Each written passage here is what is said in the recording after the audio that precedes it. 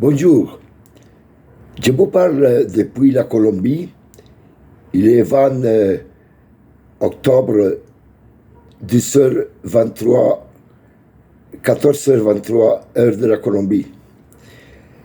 Et je vais parler à propos de la guerre entre Israël et Hamas.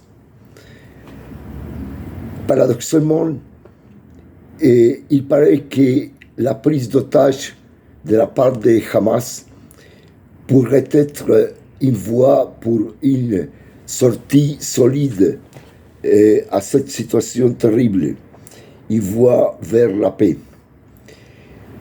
Les familles des otages israéliennes, nord-américaines et des autres nationalités se sont exprimées avec beaucoup de force en demandant à l'État d'Israël des garanties sur la vie des otages qu'il y a Hamas dans ce monde.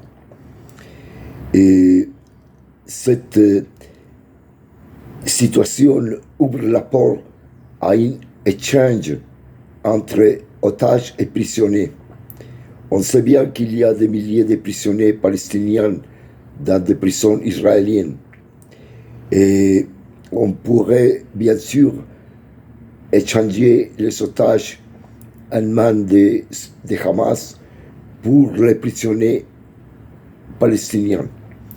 Mais ça ne va pas suffire, puisqu'il faut accompagner cet échange pour des mesures définitives et très fortes de la part de la communauté internationale, de la part des religions, pour assurer que la guerre ne reprenne pas. Je crois que malgré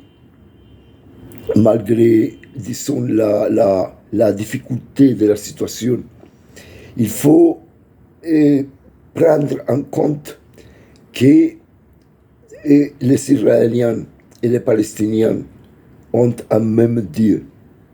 C'est le Dieu miséricordieux, le même Dieu de nous les chrétiens. Nous les chrétiens, on est des juifs aussi.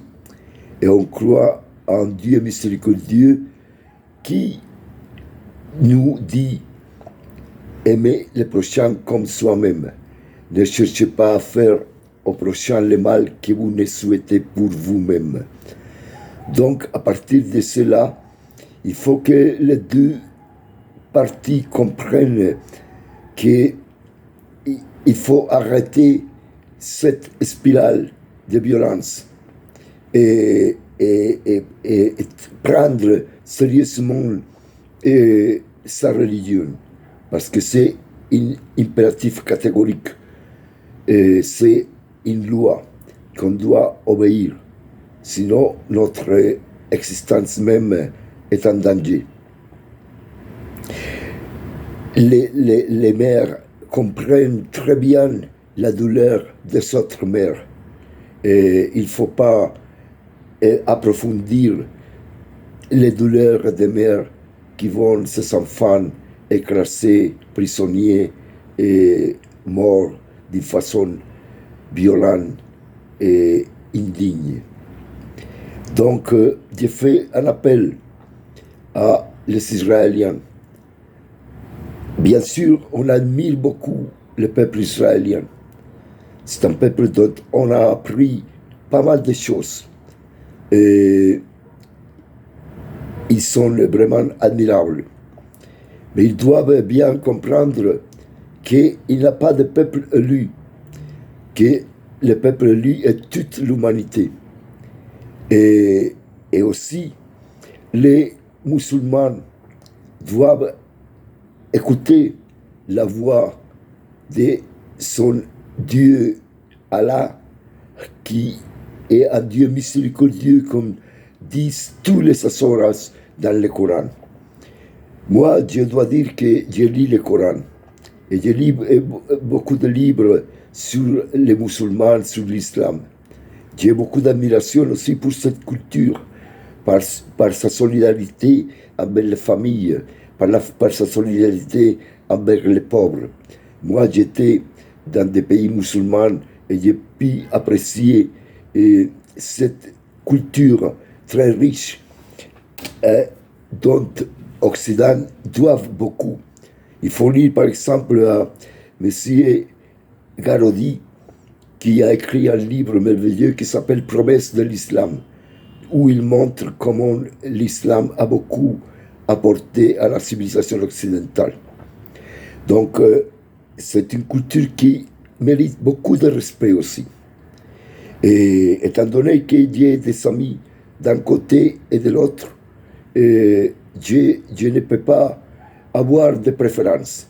La seule chose que je peux faire, c'est de dire avec toutes mes forces, arrêtez la violence, ouvrez vos cœurs à la paix, ouvrez vos cœurs à la réconciliation. Et le monde entier, surtout les puissances, doivent agir pour mettre des ressources, toutes les ressources possibles, toutes les négociations possibles pour résoudre cette situation d'une fois par tous. Ça doit être par la reconnaissance de l'État palestinien aussi, deux États dans ce même territoire. Et si ce n'est pas possible, il faut chercher des autres solutions, parce qu'il y a toujours des solutions quand on le veut. Alors, ça c'est ma position, ma humble position devant ce conflit. Et je vous salue tous avec amour.